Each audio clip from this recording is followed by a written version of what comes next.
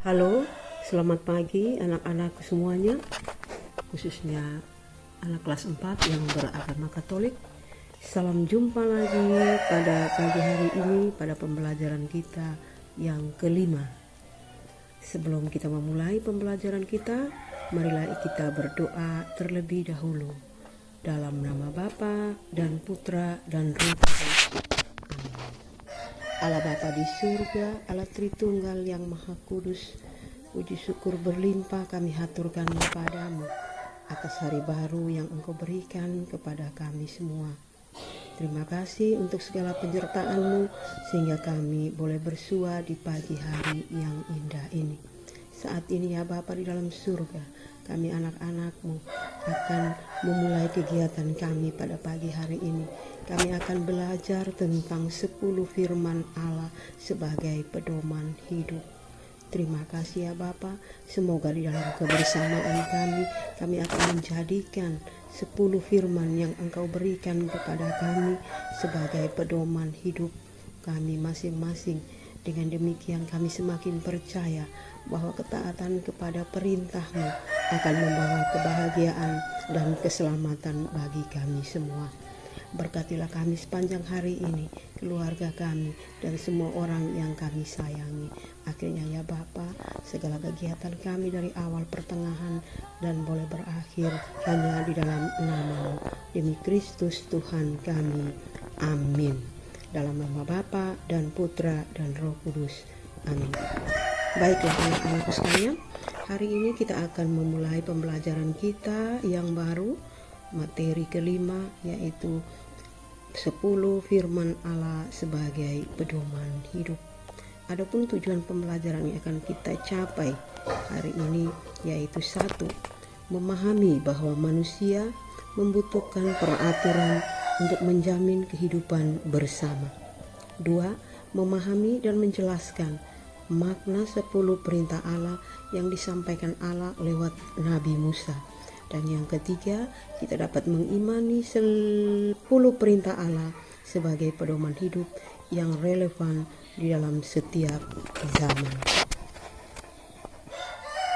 Nah, anak-anak, hari ini kita berbicara tentang 10 perintah Allah sebagai pedoman hidup. Nah, di mana dan apakah peraturan itu? Anak-anakku sekalian, kita dapat menemukan peraturan itu di rumah. Misalnya ada aturan keluarga yang dibuat untuk semua anggota keluarga. Di sekolah ada aturan tata tertib yang harus ditaati semua peserta didik, guru, dan karyawan. Di jalan raya ada lalu lintas yang harus ditaati semua pemakai jalan raya. Di masyarakat misalnya di RT dan RW ada aturan yang perlu ditaati semua warganya. Bahkan di gereja pun ada peraturannya bagi kita umat Katolik. Nah, peraturan itu apa? Peraturan itu sendiri menurut Kamus Besar Bahasa Indonesia adalah kaidah petunjuk yang dibuat untuk mengatur.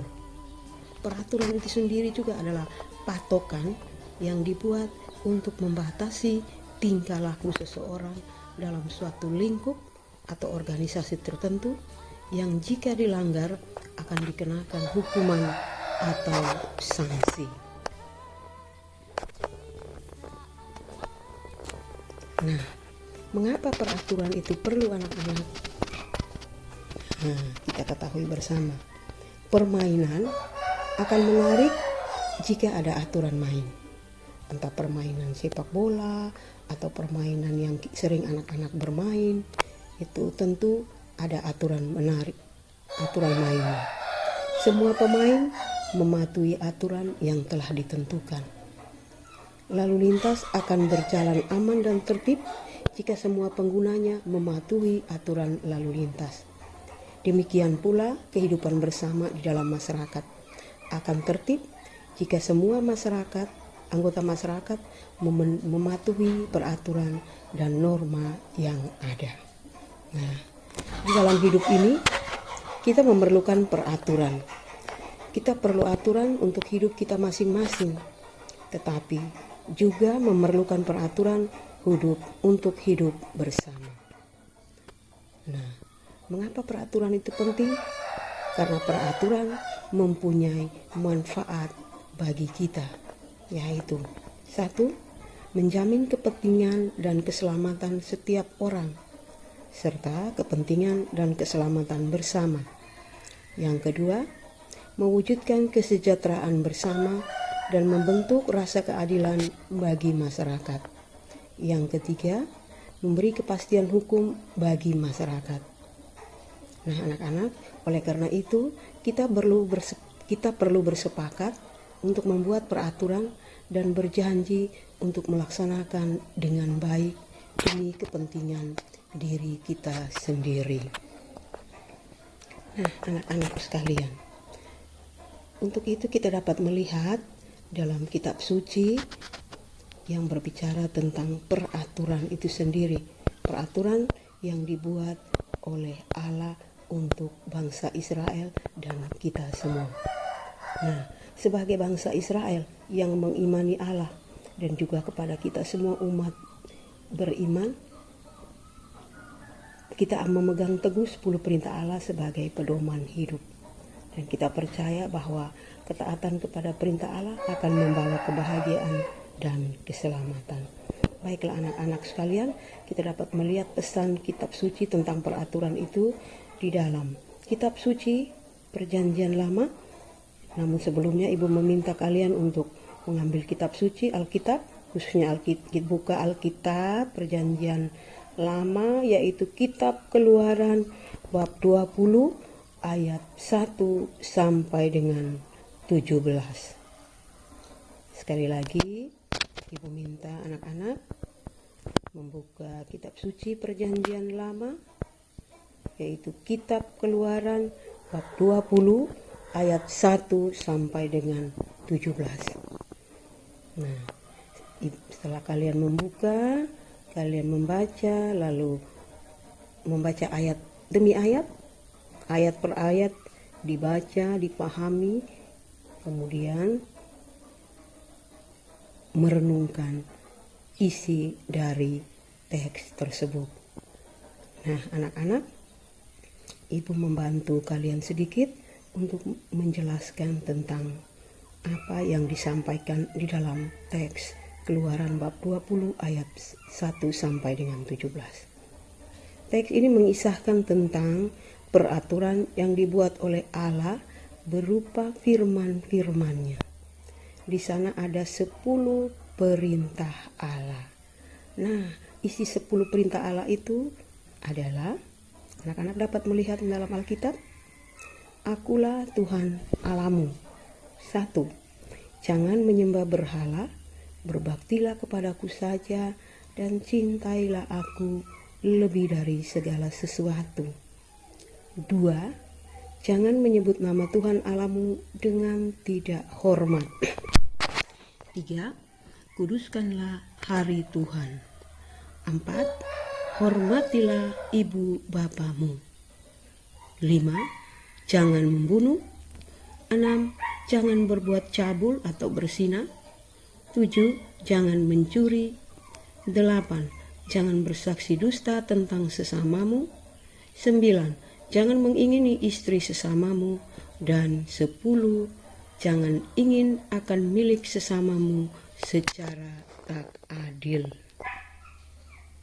Nah, anak-anak sekalian, 10 perintah Allah ini diberikan Allah kepada bangsa Israel lewat seorang nabi yang terkenal, yaitu Nabi Musa, di atas Gunung Sinai dalam bentuk 2 loh batu. 10 perintah Allah ini digunakan sebagai pedoman hidup yang dikenal dengan nama dasar firman Allah.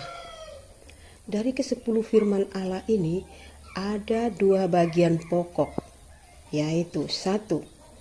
Perintah ke-1 sampai ke-3 mengatur hubungan manusia dengan Allah, yaitu berkaitan dengan kepentingan dari pihak Allah, yaitu Allah satu-satunya yang disembah dan dicintai di atas segalanya. Allah disebut dengan hormat dan kita wajib menguduskan Allah. Yang kedua, perintah keempat sampai ke-10 mengatur hubungan manusia dengan sesama, yaitu berkaitan dengan kepentingan dari pihak manusia itu sendiri, yaitu menghormati orang tua, itu suatu keharusan, tidak membunuh baik secara fisik maupun perasaan, menghormati milik orang lain, dan jujur kepada siapapun.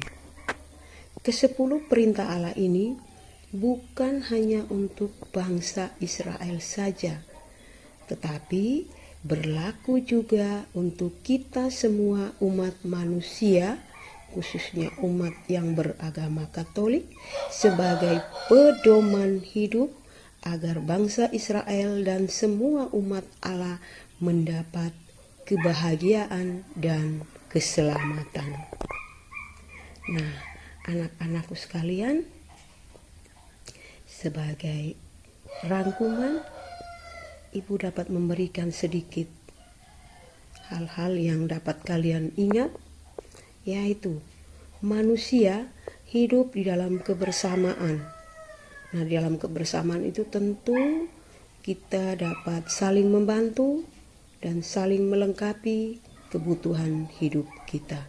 Seperti yang kita ketahui bahwa manusia itu diciptakan oleh Allah, baik laki-laki dan perempuan, untuk saling melengkapi dan saling membantu. Dan kita tidak dapat hidup sendiri karena kita ini disebut juga dengan makhluk sosial, yaitu kita tidak bisa hidup tanpa dengan bantuan orang lain. Nah, memang tidak mudah dalam menjalani sebuah kebersamaan. Terkadang muncul perselisihan, percecokan. Makanya dibutuhkan pemimpin dan peraturan agar kehidupan manusia dapat berjalan dengan baik dan teratur. Nah, walaupun kita ditinggalkan oleh pemimpin, mungkin dia keluar jauh, tentu ada peraturan, jadi kita bisa mematuhi peraturan-peraturan yang sudah dibuat dan disepakati oleh kita bersama. Nah, yang ketiga, 10 perintah Allah atau firman Allah merupakan pedoman bagi hidup manusia sepanjang segala masa. Nah, sebagai anggota masyarakat, baik itu di rumah, di sekolah, dan dimanapun kita berada, taatilah peraturan dimanapun, dan juga taatilah perintah Allah agar kita selamat dan bahagia. Contoh kecil, Ibu ambil ya, di jalan raya, kalau anak-anak pasti melihat ada rambu-rambu lalu lintas. Ada yang berwarna merah, ada yang berwarna hijau, dan ada yang berwarna kuning. Nah, itu rambu-rambu lalu lintas itu harus setiap masyarakat harus mentaati di jalan raya. Jadi kalau misalnya lampu merah, itu artinya kita berhenti. Nah, kalau kita melanggar lampu merah, maka kita tidak akan selamat. Nah, anak-anak, dengan menaati peraturan, kita terlibat dalam menciptakan ketertiban dan kesejahteraan bersama. Nah, anak-anak sekalian, sebagai akhir dari pembelajaran kita hari ini, Ibu meminta kalian semua untuk mengerjakan tugas yang akan Ibu berikan, yaitu buatlah sebuah gambar hati. Anak-anak pasti tahu gambar hati. Hatinya itu bentuknya seperti apa. Nah, di dalam gambar hati tersebut tuliskanlah secara berurutan 10 perintah Allah atau 10 firman Allah dengan huruf yang indah. Di kertas HPS atau di kertas bergambar 1 lembar, lalu kalian buat gambar hati, tulislah 10 firman Allah atau 10 perintah Allah itu dengan huruf yang indah, dihiasi. Lalu ibu menginformasikan kapan dikumpulkan, tinggal ibu menginformasikan lewat WA group nanti. Nah, anak-anak sekalian, sekian pembelajaran kita pada pagi hari ini. Sekali lagi ibu mengucapkan terima kasih atas partisipasi dan kerjasama anak-anak dan kita semua. Ibu memohon anak-anak dapat mencatat apa yang ibu berikan pada hari ini, materi ajarnya sebagai bahan ajar, dicatat di dalam bukumu, karena hal ini sangat penting untuk penilaian-penilaian selanjutnya. Sekali lagi ibu meminta kalian untuk tetap menjaga kesehatan kalian, yaitu dengan mematuhi semua protokol kesehatan. Karena kalau kita mematuhi protokol kesehatan, berarti kita sudah mentaati peraturan yang dibuat oleh pemerintah dan kita bersama, supaya kita terhindar dari virus corona. Nah, sekian saja pembelajaran kita. Salam jumpa pada pembelajaran kita yang akan datang. Salve, Tuhan memberkati kita.